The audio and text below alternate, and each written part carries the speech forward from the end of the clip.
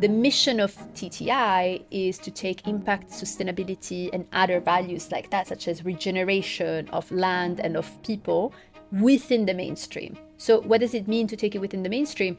It's systemic change, and it's change of our economy, and it's change of our perception, of our mindsets, right?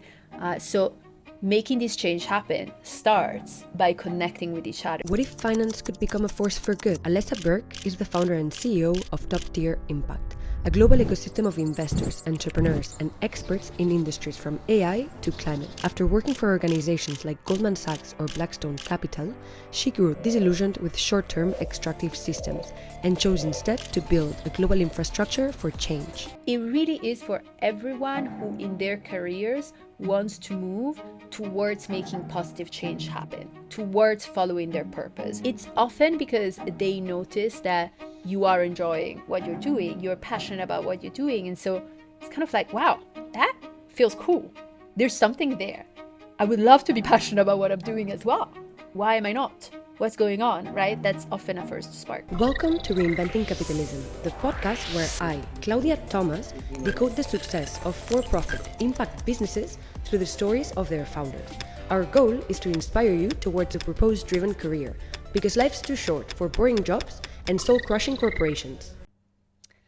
Alessa, I would love to start on a personal note, to set up the tone of the interview that we're going to have today, which is, what was a very early moment in your life, in your career, that shaped the person that you are today? There's been a lot of early moments for sure.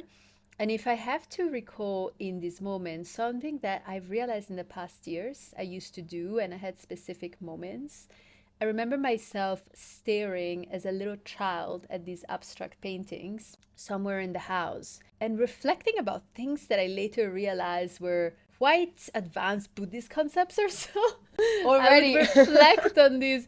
Yeah, and they would just come as questions that I had about existence. You know, it was a very existential reflection and discovery that I remember just losing myself very happily in some moments. And I think that off the bat of that, and like after that, came my reflections that I also remember from very early days going into my teenage years of, but how do we exist and operate as humans on this planet? Like, what are the ways in which we function and exchange value? So that led me early on to economics. It led me to system thinking. It led me to want to really understand how we have shaped things in this abstract way, because our system, our economic system is abstract, right? It led me to want to understand it with the idea of, then I can improve it, then I can change it. So when was that? That was, I think, really early days. I mean, these abstract reflections that I had, I remember having it as a little child, maybe when I was starting to go to elementary school or even before that. I have had all these flashbacks. And then the things around understanding how we exchange value as humans, also elementary going into middle school. Wow, so that was actually quite young. And so at that point, do you remember what you wanted to be when you were older? Because there I can see a line that brought you from that moment to where you are now. Yeah, so I used to joke that, you know, I would have friends or cousins going, I want to be an astronaut and I want to be a policeman. And I'd be like, I want to understand how our systems work so I can improve them. It was always a bit like that for me, you know, and there was never these one thing. I want to be that one thing.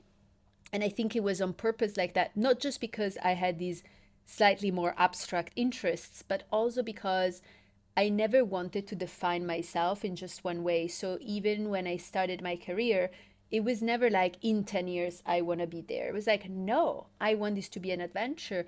And recently, actually, I was speaking at a conference in Switzerland, and someone approached me and he said, you know, looking at your background and the things that you've done in these past years, the word that came to mind was adventure. And it was such a nice reminder for me to hear that back all those years when I was at Oxford and I was thinking, yeah, I want to do all these different things. That was definitely the intention. That's the feeling that you have when you start like a new endeavor, be it within the company or outside the company. Like, let's see where this adventure takes me. There's got to be a strong inner drive that I cannot avoid. In other words, it needs to be, I cannot not do this. That Okay. really is the driver. That's also how I started creating Top Tier Impact. I didn't think it was going to be my next business. I just came across something that interested me too much and also felt too important to ignore.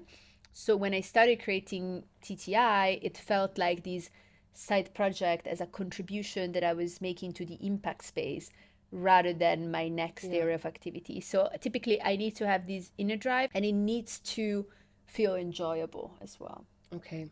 So before speaking about TTI, I was looking at your background, and you studied at Oxford. You used to work for the most renowned corporations out there in the finance world, like Goldman Sachs or Blackstone.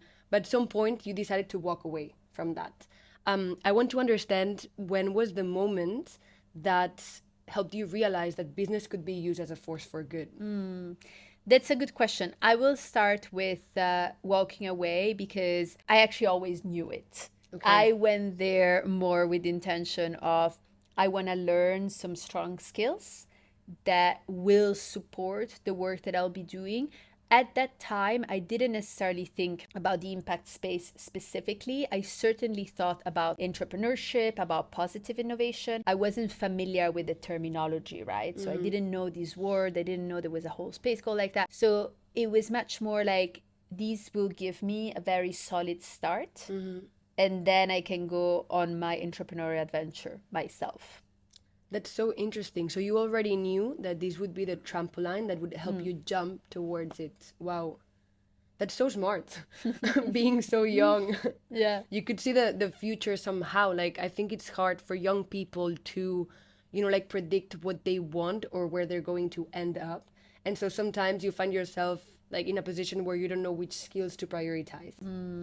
Yes, I think that back then I was very good with what you call delayed gratification. Okay. I would be like, all right, I'll do this, and that, and it will help. It's interesting because I'm very different from that right now, but it's been a conscious transition. For me right now, it's very important that I enjoy my day to day. I enjoy the things I'm doing. In other words, it's not that I'm sacrificing like this whole, Yeah. because back then, the things that I did, they were hard as well. It's not that I was loving every hour of the day. It was a bit more of an investment. And right now, the way I live and what I just told you about doing new things, it needs to feel good in the present moment. That's a driver I follow. Awesome. You are someone that you're very aware, you're very spiritual. And I'm curious to know whether if you think that there's a correlation between this elevation and self-awareness with the world of impact. Yes, 100%. In the impact world, because of what you target and because of the expanded mission being, I'm not just making investment with a return model, I'm not just running a business with a shareholder maximization model, I also layer a positive impact on top of it. And that impact component comes, in my opinion, with something within our consciousness that has been activated, and whether that is from a deep inner place or whether that's just a subconscious intuition doesn't matter. I think as long as it's done with good intentions, it doesn't matter.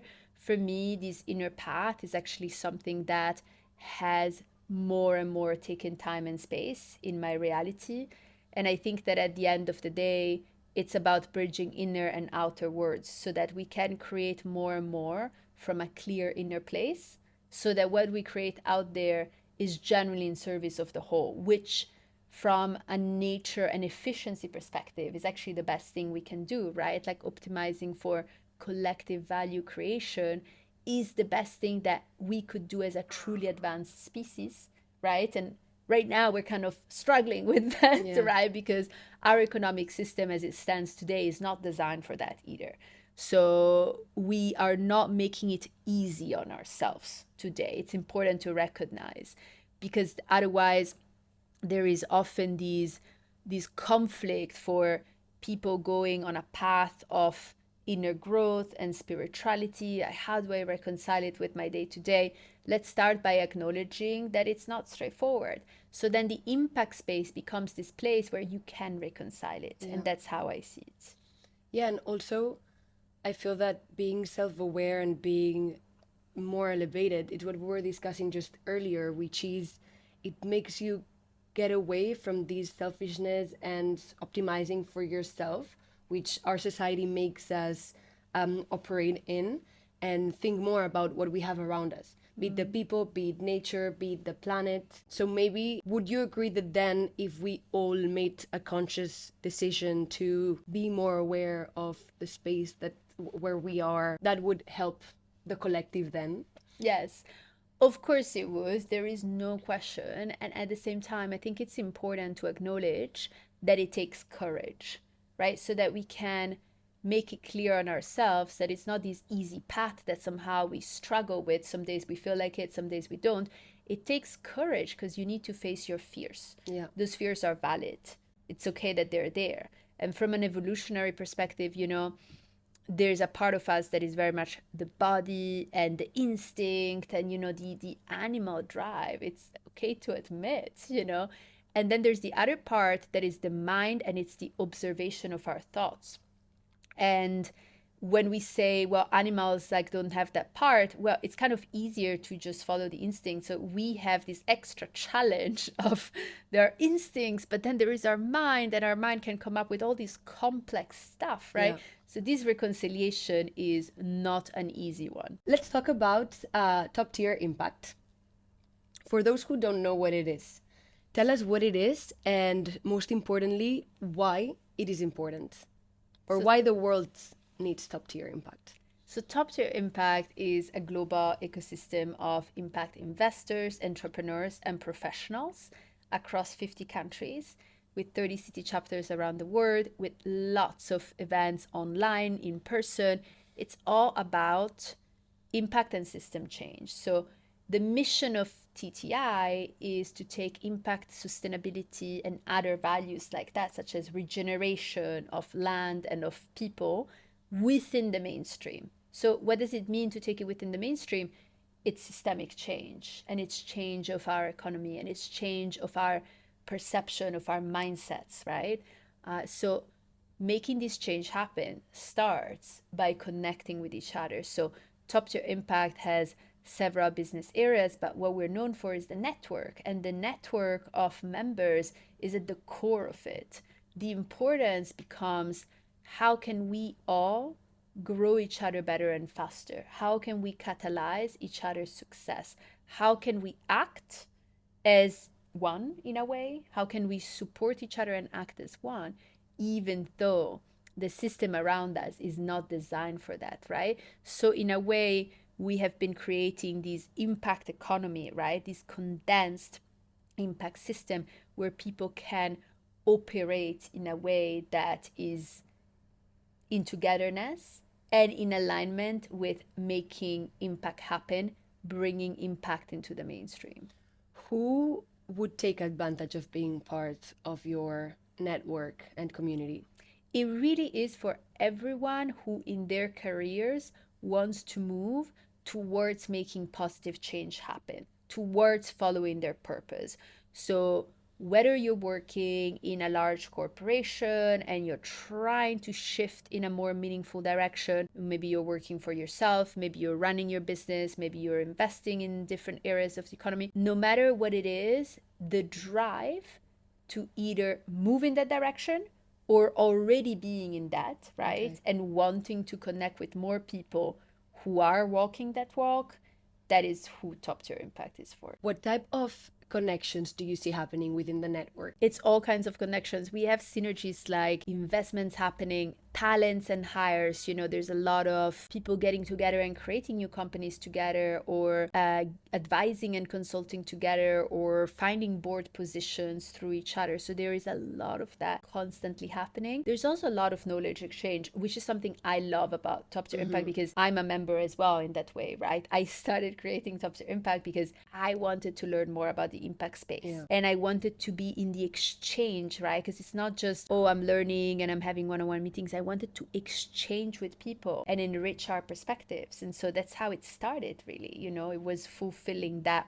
wish. So for anybody who's in that space of, I want to learn more, I want to keep myself updated, like, that makes sense. And that's what happens every day. How big is the community now? It's about 600 members globally, so 50 countries, members from every area, whether it's circular economy, climate technology, sustainability in various shapes and forms, regeneration, land regeneration, longevity and well-being. So it has become really broad in that sense. But then it also has these verticals that are very active. For example, we have a lot of members also in nature, and whether that's nature as an asset class and investments, or whether that's regeneration of land and entrepreneurship. So we have all these pockets of activity, but we are across the spectrum too. Super cool. I think I told you earlier, for me, you're an amazing example of how you can build a community. You can build it both in person and online. So give us a little bit of the secrets of that. Tell us what have been the 2 or 3 main ingredients to build a successful community. I think the really core ingredient is to follow your own values and follow your own drive. I was telling you earlier how I have to start things feeling a strong inner drive. Yeah. I need to really want it. And that for me is the engine. So the engine that just gets me through and makes it happen, because there's no other way. So I think that the value of top tier impact that are known in our community, in the culture between members who support each other very proactively, who show up for each other, they are values that I really believed in. So for instance, we say at top tier impact, we're very solution focused. And that is because one of the things that really pushed me to start top tier impact is that I was following some and discussing views with people who are in system thinking and imagining new paradigms. But I was like, they're so good at explaining the problem. What about the solution? And at some point I asked to one of them in the US, I was like, how about the solutions? Because I feel you've been articulating the problem so well. And he just looked at me and he was like, maybe that's for you to do. And I was like, yeah, for sure it is, because I just feel it inside me. And so TTI is very solution focused. That's important. Another part of TTI is action driven, because ultimately we want to move things into action. And it's a little bit of that part of words matter, but acts are what show and make change happen as well. So it's bridging words, thoughts, intentions into action. So that's another strong thing. And do you mean helping the members of your community take these actions so that they can see the value of being part of this community? It's both taking action, but it's also focusing their interaction and their reason of being there on making things happen. So for example, some communities say don't solicitate or don't talk about business. We say, please talk about business, please solicitate, please show up here to have tangible change. Okay. And the third one? So I guess that we said solutions, we said action. This bridge inner to outer that we mentioned before, it's really important. And I think in society, so often we get stuck with, you're good or bad, this is right or wrong, they're awful or they're amazing. And actually, it's never just one or the other.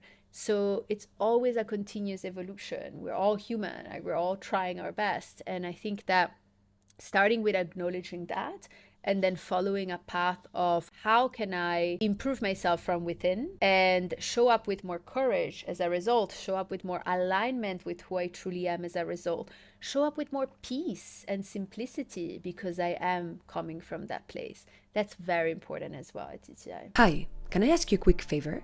Every week, we dive into the stories of founders building businesses that do more than just make money. Our mission is to prove that a career in impact can be both purposeful and financially sustainable. If you believe in creating meaningful work, share today's episode with one friend who's ready to make a difference. It would mean a great deal to me. Your support is what keeps this show alive and growing. Thank you.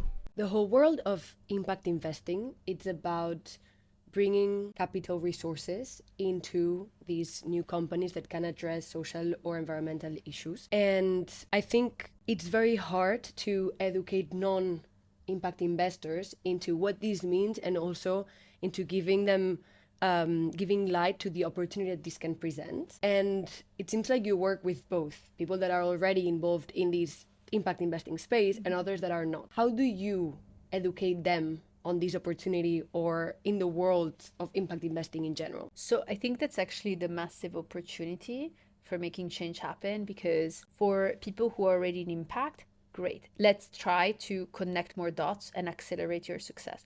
For people who are not in impact, essential to try and, number one, understand where people are at. And this goes back to what I was saying about there's no black and white on good or bad. It's not that people are bad because they're doing things unconsciously or they're doing things that harm the planet. They just don't know any better. There's no other perspective, right? So it's about meeting people where they're at with a certain compassion and then sharing things, not because you think this is better, but because you believe in it, right? And so you share from your experience rather than sharing as advice of what has to happen. And that tends to spark something, right? And it sparks something not just because people are like, ooh, intellectually speaking, this is an interesting idea, because they feel where you're coming from. They feel that you enjoy it. They feel that you're in a fulfilled place. And that brings curiosity to truly understand, because it's not about changing people, it's allowing people to change themselves. So I think the opportunity of meeting people where they're at, if it's non-impact or non-positive, and just showing up in a way that allows for things to be questioned, for things to be understood from within, that's very powerful. And what's this curiosity that you spark in them? Like, what's the first thing that becomes like bright in their eyes? It's often because they notice that you are enjoying what you're doing, you're passionate about what you're doing. And so it's kind of like, wow, that feels cool. There's something there. I would love to be passionate about what I'm doing as well. Why am I not? What's going on, right? That's often a first spark. In the last few years, impact investing has grown a lot. Like, it's been growing, I think, at a 20% rate year on year. Do you think that we are, or let me reframe the question, how have we improved in these global problems versus how much money it's coming into the mix to address them? I think the first part is to acknowledge and define what impact is, because when I came into the space about 6 years ago, impact investing was still seen as these emerging market, social / microfinance area, a hybrid between philanthropy and investing. And for me, one of the core drivers was I want to expand this definition. It cannot just be seen and boxed in something so specific. I would like it to be about all kinds of investing, whether it's high return, mid return, whether it's microfinance or technology. I want it to be about a positive impact. So let's expand this definition. That was one of the drivers as well. Okay. And I think that definition has been expanding. But then again, depending on who you ask, you will hear a different definition. Yeah.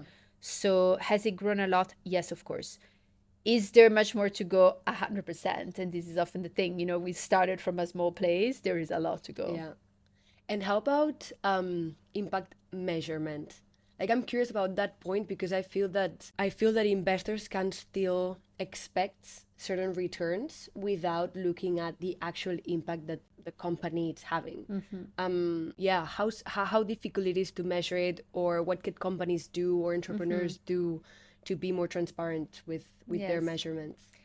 So before I go into that, I'll zoom out for a second and say that we need to acknowledge the fact that right now we don't have incentive and financial incentive mechanisms to reward impact within the economic paradigm and status quo as it is. That's important to say. For example, if we had gotten a mandatory global carbon tax through United Nations efforts or any kind of diplomatic, like multi-country stakeholder efforts, it would be very different, right? Because we wouldn't just have voluntary carbon markets trading about 1 billion per year, give it or take. That's not a big market in global terms. We would have something much bigger and mandatory. So that would be different. So those are incentives and structural changes that could make a global difference at scale. We don't have them. That's okay. So it needs to be very private sector led as well, right? It needs to come from a lot of people, and ideally you coordinate that, right? Ideally you help coordinate that action so that it can become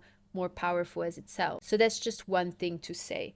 Now, the second thing, one level below that, becomes, well, can we build these kind of incentives within our company and reward structure? In other words, can we tie, as an investment fund, carry to a certain impact performance, right? So that we signal to investors that we will be bound and very committed to it because it is within the company structure itself or the investment structure. So those are other ways to go about it. And now I will just go to the metrics themselves and share that what I've seen over time is we often, or people in the space often, want to find these perfect impact metrics that are going to rule them all and they're going to solve it. And, you know, at Top Tier Impact, we have had working groups. We have working groups on everything, but we have had working groups focused on impact metrics for a long time. And these are working groups where our members get together online, no matter where they are around the world, and they discuss this with each other, right? And they exchange views, they meet each other. So on impact metrics, it's always been a very intense discussion, right? Everybody has their opinions, everybody wants these impact metrics to happen. I think it will forever stay the discussion,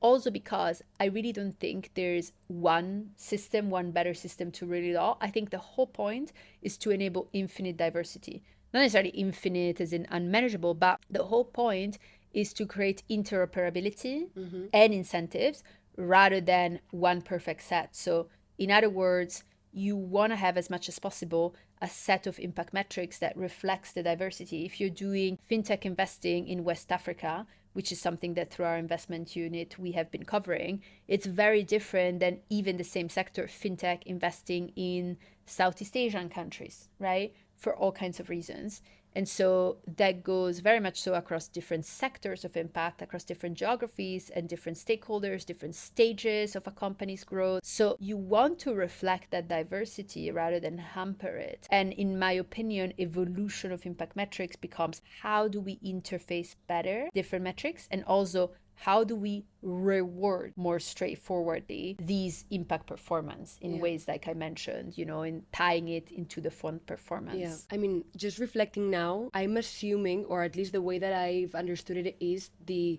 link between these impact metrics and the rewards for investors. But I would assume as well that once an entrepreneur it's, you know, like in the mix and like fighting for their company, I assume that there can be a mission drift, because they're also, it could happen that they're also suddenly sold by this power or money. Do you think that these impact metrics could also be linked to the performance of the entrepreneur? For sure, yes. And they can be linked to the performance of the entrepreneur on many different levels, right? Because it might be a certain kind of social performance, like what kind of leader are they within the company? Because there's endless styles of leadership and there's no right or wrong or good and bad, but you may prefer a more holistic leadership style as an investor for whatever reason, you know, maybe personal reasons, or you think it's going to have a collective impact that moves more in the direction you want to see, right? Because you have leaders of companies right now out there that lead more through fear, and they lead more to, they're going to push you to do your best, but it's coming from a lack kind of place. That's okay, you know, it's still one way or the other going to grow you, but you can make a choice, right? And I am by no means arguing for, oh, because we have to like be super soft on all corners. That's also not the other, you know, the other side of the spectrum. I think there's a choice to be made, and that choice can be made more diverse as well. So yes, you can tie it to it. Top Tier Impact touches sectors, as you said, from climate to biotech and everything in between. What's one emerging trend that you're very excited about? We can't not talk about AI because it's a pervasive trend. It is reshaping everything. For me personally, I'm also not super hyped in the sense that it feels just natural. As in, of course, these technology is reshaping pretty much all aspects of whether it's business or our lives. But that's because technology itself is doing that and has been doing that for a long time. So quite frankly, I've seen it coming. And I remember these debate we had at Oxford when I was still studying. Once a year, there was this Silicon Valley comes to Oxford. And the year before I graduated, there was this debate around, is technology leaving behind the average human? And back then there was the founder of LinkedIn arguing for yes.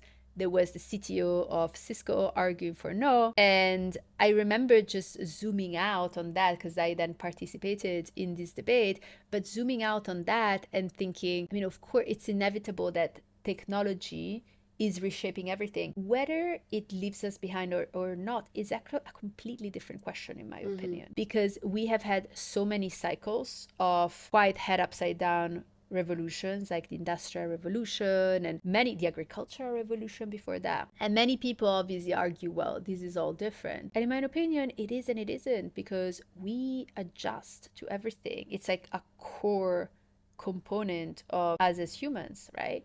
So there's going to be massive adjustments to it. And I think that technology is neutral. It's about the intentions with which it's used, which is why for me, impact investing, as we started coming into impact and redefining impact and making it about more than what it originally was defined, for me, impact technology is core because it actually means leveraging all these technologies we have, like AI right now, with positive intentions, measurable as well, ideally, as we just talked about. But so technology is neutral. AI, I know this is a big statement, but in my opinion, AI has a strong neutrality factor in the sense that you can see dystopian scenarios, you can see utopian scenarios, you can see everything in between, and you can see it for your own life as well.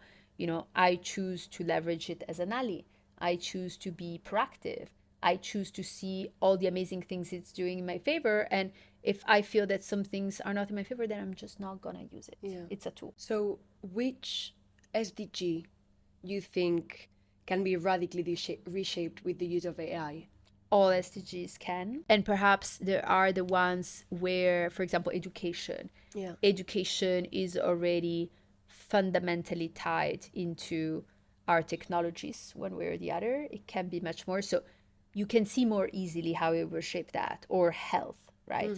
Easy to see. Then there are the SDGs of the biosphere that relate to nature. I think in those ones, there is perhaps even more potential just because we have leveraged technology less than in other areas to create positive impact within our natural ecosystems. So whether it's data monitoring, whether it's precision agriculture, like whatever it is that can improve the way we interact with nature, I think there's a lot of room to go in there.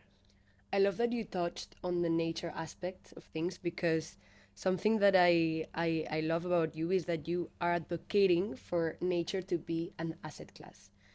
To this day, I still don't know how to accurately and specifically describe it, so I'll let you do it. Yeah. What does that really mean? Yes.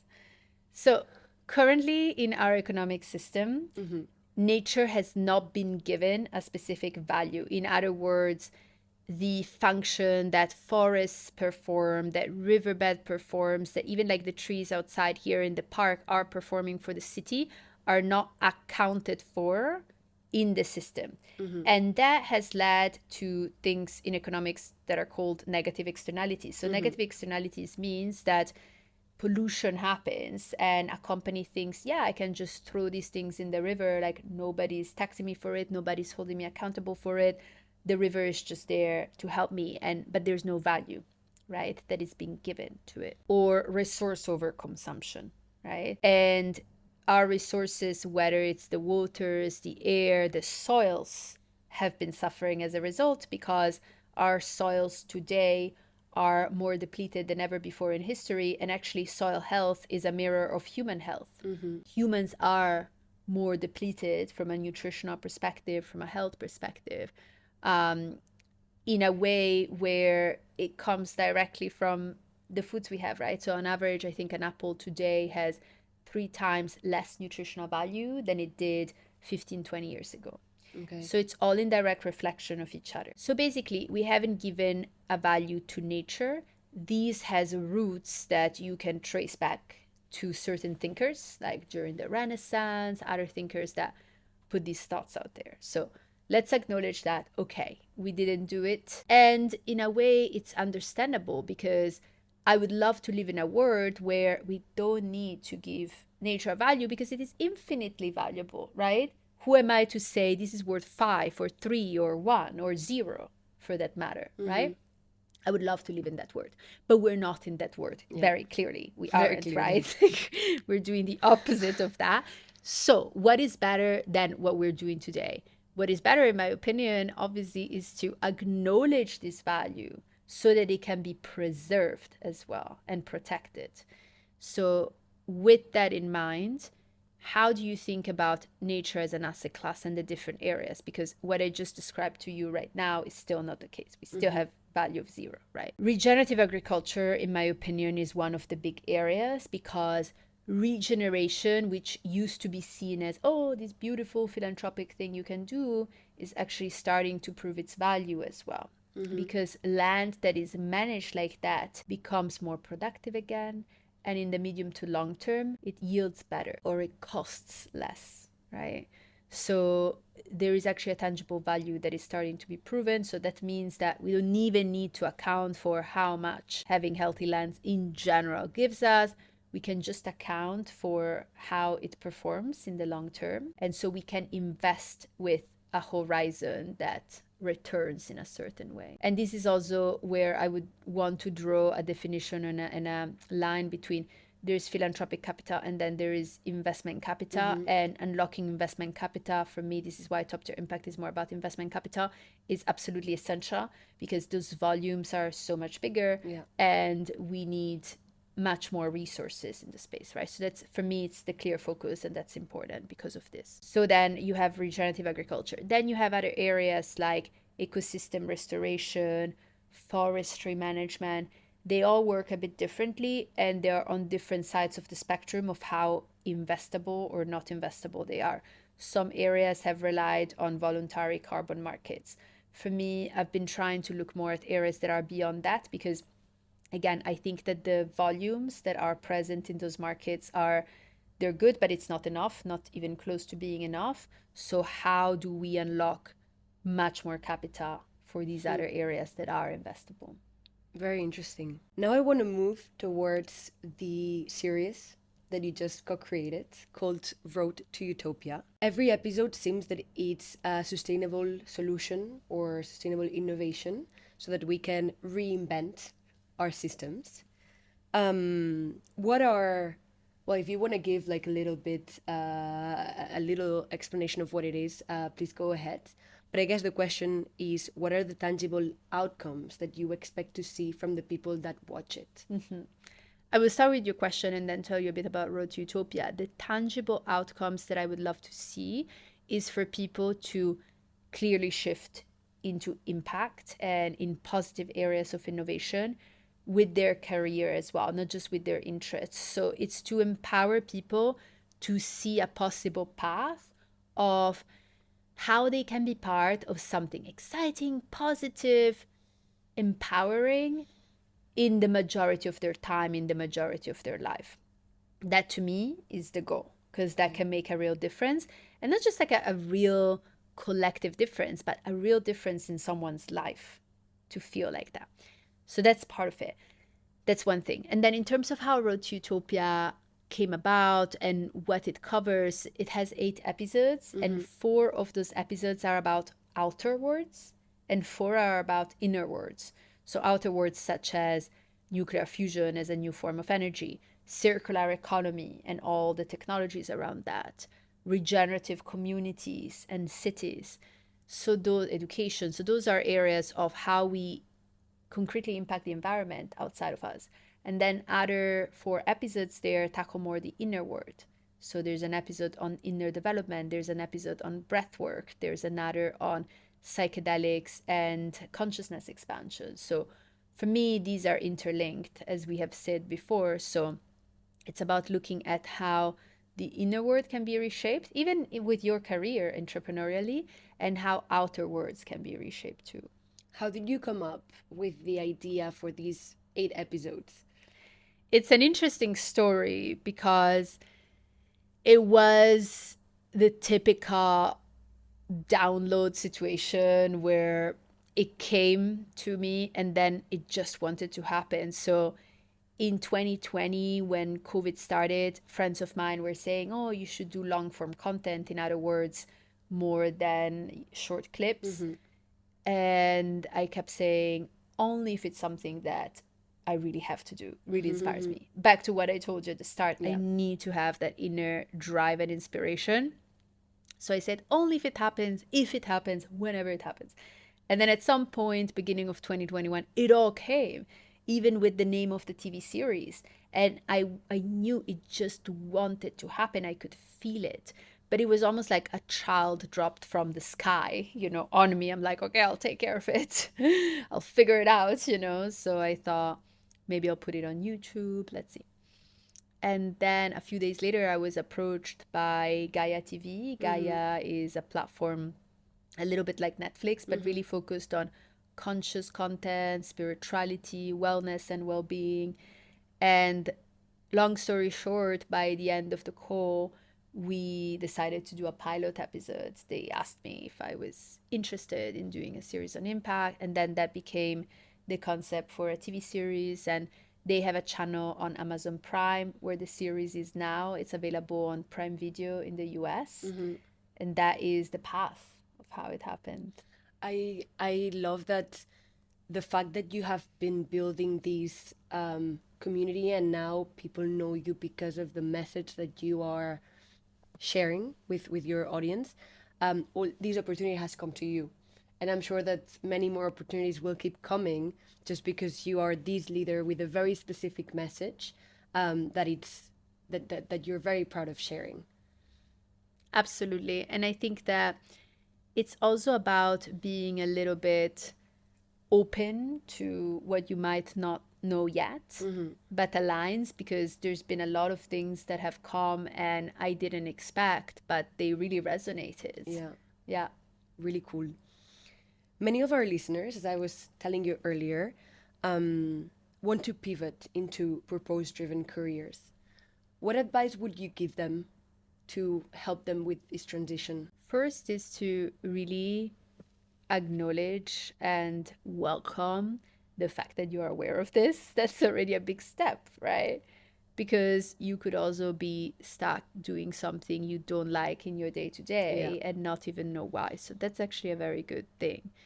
And then also acknowledge that it takes courage. Again, it takes courage to shift, because you have to face fears such as, what happens if I change everything? Can I do it? It's all kinds of deep fears. So acknowledging that as well. And then perhaps bringing in a component of, how about you just follow what is exciting and interesting to you?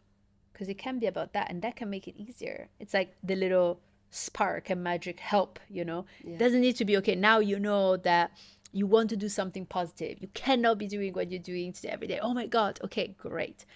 Now what? Actually, there is a way to do that can also be enjoyable and inspiring. And of course, along the way, there's going to be obstacles, and it's not always going to feel easy, and you need to take leaps of faith over and over. But following what you're excited about is important. That's why this TV series, Road to Utopia, but also the things that I talk about online, cover different areas of the impact space, because you might resonate much more with nature or with education or with certain technologies. So it's about finding what moves you. Amazing. Thank you so much for that. I have 3 fireside questions that I want to ask you. This is the first time we do this, by the way, in the podcast. So I'm very excited about it. First one. If you could go back and give advice to your 20-year-old self, what would you tell? I would say, don't take things personally. I shared a post about this on LinkedIn recently. True. I read it actually. Yeah. It was an insight that came to me where I realized, I take things so much less personally these days than I used to. And it's very liberating. And it brings a lot of love, both for yourself and other people, because it's, it's not just thinking like, oh, how could they? And, feeling a victim. Like, there's none of that. So that would be a piece of advice. What's one book that has had a profound impact on your leadership? There is a book called The 15 Commitments of Conscious Leadership. And those 15 commitments also became the values and the culture of Top Tier Impact as a community. We want our members to read these commitments, to understand them and to follow them. And we've had plenty of members who've been changed by them. You know, they Really? adopted them in their funds, in their companies, in their life, because you can adopt them personally in your life. Yeah. You can adopt them professionally in your companies. Yeah, we have a lot of members who've really sat with them because they're deep. They go really deep. They all start with the first commitment, which is about taking full responsibility for the circumstances of your life and your emotional, intellectual, physical, spiritual well being. That, for me, is a commitment that's like an endless spiral. You can always find more ways to take responsibility and get yourself out of a victim perspective that doesn't serve you or others. So you can always achieve more awareness. And that's the first commitment. So all the commitments have a lot of depth and continuous ways in which you can explore them. I'm convinced. This is the next book I'll read. What gives you hope right now? What gives me hope is to see people show up kindly with each other every day. And I know that it may sound simple, but actually, it's the integration of more kindness, understanding, compassion that I may see not even just through work, but through how people relate with each other. We were talking about the power outage in Portugal and Spain before. And to see that during the outage, there were so many moments of kindness, relax, and things were actually running just fine, gave me a lot of hope because it almost looks like a collective shift that is also happening. Absolutely. I have one last question, which is based on all your expertise and all the entrepreneurs that you constantly meet and your investors, what's one business that you would start tomorrow? There's quite a few businesses that I would want to start tomorrow if I had the time and space. And there's actually something that is cooking. But I will go into the non-obvious and more stretch answer. I'm very adventurous. I'm an explorer in my nature. I love to discover new places, whether it's climbing mountains or getting to know a different culture. So if I had this kind of adventure business that takes me to explore nature and explore new places, I think that would be a lot of fun. For sure. Well, Alessa, thank you so much. Thank you. I've told you many times, but you are a source of inspiration, and I hope to, well, I aspire to become a thought leader like yourself in the next coming months or years. So thank you so much, and keep doing what you're doing, because I truly think that your message is very powerful and it's changing a lot of people's lives, but mostly careers and how they invest their time into what they do. So thank you. Thank you. It was a great conversation. I enjoyed it.